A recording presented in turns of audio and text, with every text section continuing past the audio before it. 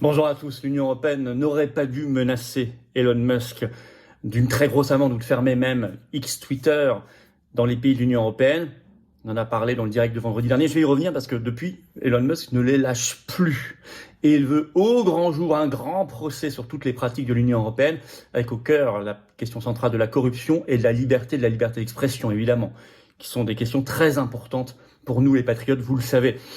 Et Elon Musk, mais dans la partie Donald Trump, qui est concerné par cette actualité dont nous avons parlé, dramatique, cet attentat, mais Musk, ça y est, annonce son soutien. Et il le soutient notamment au nom de ce combat pour la liberté d'expression.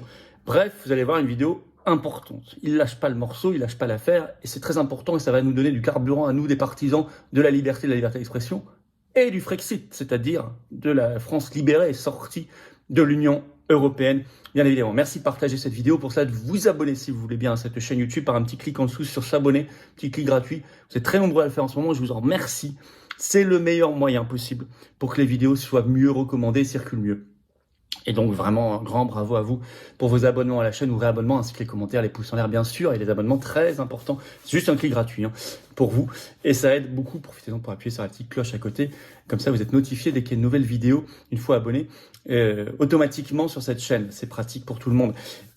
Alors ça y est, on met le lien, cette fois on était dans la préinscription jusqu'ici. Les gens préinscrits ont reçu un mail pour passer aux inscriptions, parce que ça y est, on sait que c'est le samedi 14 septembre à Arras, toute la journée. Je parle bien sûr des assises de la souveraineté. Le lien réel pour s'inscrire, c'est sous la vidéo en description. Suivez les étapes, ça prend 15-20 secondes, et là vous êtes définitivement inscrit. Voilà, et ça va être un très très grand moment. Il va y avoir encore beaucoup de personnalités, de mouvements qui vont confirmer leur présence. Il y en a beaucoup qui l'ont fait déjà. Un grand programme qui se construit peu à peu, c'est dans moins de 2 mois. Pensez-y. Bien sûr. Et puis, vous savez, je vous attends aux patriotes. Si vous voulez nous aider justement à financer ces assises qui vont coûter cher, mais qui vont être très utiles à la cause. Alors, on n'a plus d'aide, plus rien, pas d'aide des banques, on n'a rien. Si vous voulez adhérer à cette dynamique, rejoignez-nous en ce début de semaine. Je vous attends dès maintenant pour adhérer ou faire un don. C'est les 2 premiers liens sous la vidéo en description dès maintenant. Ces liens sont en permanence aussi sur notre site les-patriotes.fr. J'y reviens tout à l'heure. Alors, Elon Musk versus Commission européenne. Il lâche pas l'affaire, Elon Musk. Il fallait pas l'attaquer. Et il mêle Donald Trump dans cette affaire. C'est très important.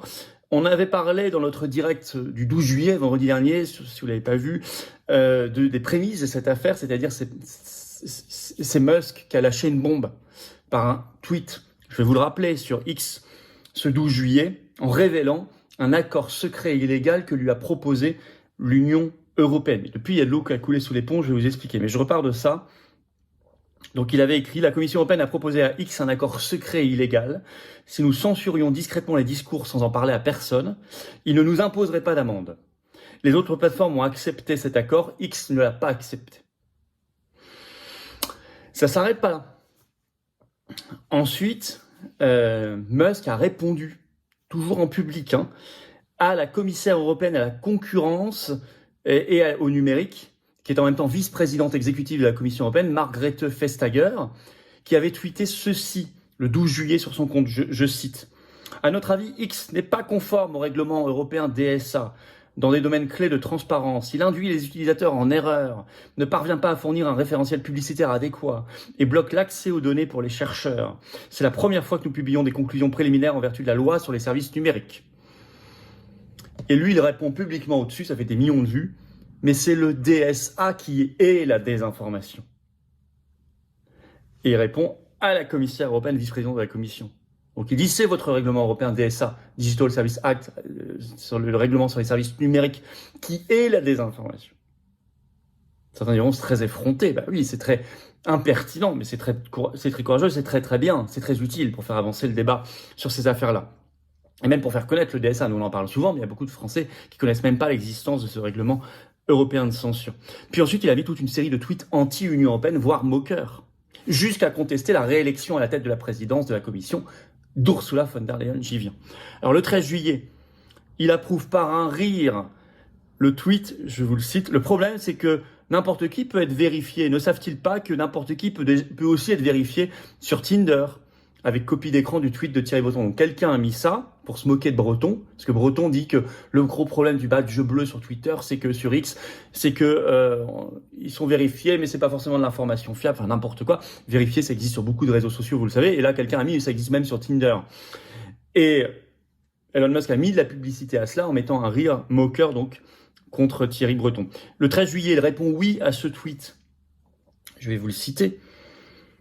La Commission européenne veut deux choses. Contrôler les informations que nous voyons sur X, et pour que vous ne sachiez pas ce que vous voyez sur X et ce qui est contrôlé par la Commission européenne, ils veulent vous lobotomiser furtivement pour faire de vous un individu placide, docile et soumis. Ils veulent faire de vous un individu placide, docile et soumis. Il parle de la Commission européenne. Musk met en avant ce tweet et répond oui. Des millions de vues. Il se moque ouvertement ensuite de Thierry Breton, le commissaire européen, par un rire là aussi à ce tweet qui cite Thierry Breton. Quelqu'un a mis « Cette vision est assez idiote, mais au moins le compte a un badge gris », parle du compte de Thierry Breton, « donc je sais que c'est une vision idiote d'un compte officiel de gouvernement ». Et Musk donne la publicité à ce tweet, il se moque là vraiment complètement ouvertement, se paye la tête de Thierry Breton et met un rire en public. Il répond exactement, il écrit exactement à ce tweet, je vous le cite, du 12 juillet. La Commission européenne reprochant à X de bloquer l'accès aux chercheurs. Donc quelqu'un écrit bloquer l'accès aux chercheurs, mais ce ne sont pas des chercheurs, ce sont des activistes de censure, des agents politiques. Ça a toujours été leur plan, utiliser le règlement européen DSA pour forcer X à reconstituer une équipe de censure licenciée lorsque Elon Musk avait pris le relais. Et lui, il répond exactement.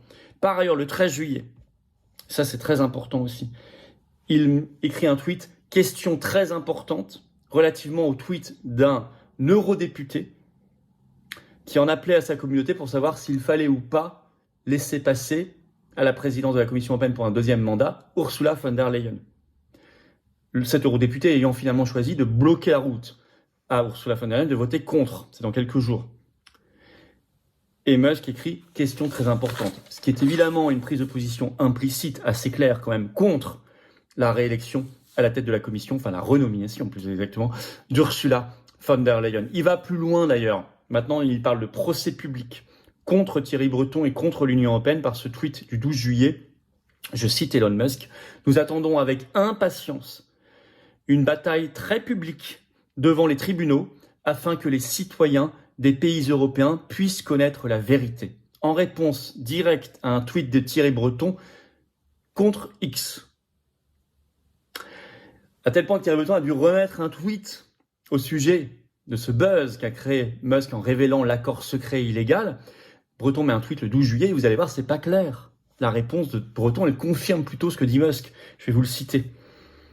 Thierry Breton, le commissaire européen, écrit « Il n'y aura jamais d'accord secret avec quiconque. Le DSA offre à X et à toute grande plateforme la possibilité de proposer des engagements pour régler une affaire. » Pour être très clair, précise Breton, oui, parce que là, ça ne l'est pas, c'est votre équipe qui a demandé à la Commission européenne d'expliquer le processus de règlement et de clarifier nos préoccupations. Nous l'avons fait conformément aux procédures réglementaires établies. À vous de décider si vous souhaitez ou non proposer des engagements. C'est ainsi que fonctionnent les procédures liées à l'état de droit, à bientôt au tribunal ou pas. Mais il confirme. Chacun peut proposer des engagements pour régler une affaire. À vous de voir si vous souhaitez ou non proposer des engagements. Qu'est-ce que ça veut dire des engagements ? C'est répondre à un accord secret illégal. Vous faites de la censure, en échange, on ne vous cherchera pas de pouls, pas d'amende, voire pas d'interdiction. Donc il confirme, là, sans le vouloir, Thierry Breton. Ça donne raison, je veux dire, ce qui donne raison fondamentalement à ce qu'a dénoncé, à ce qu'a révélé Elon Musk, c'est qu'il y a, vous le savez, des systèmes de vérification avec les badges sur d'autres plateformes. Vous allez, je sais pas, sur Instagram, ça, vous en avez. C'est des abonnements, tout ça. Or là, la Commission européenne n'a rien dit. Donc ça veut dire que derrière, ces plateformes ont accepté l'accord secret.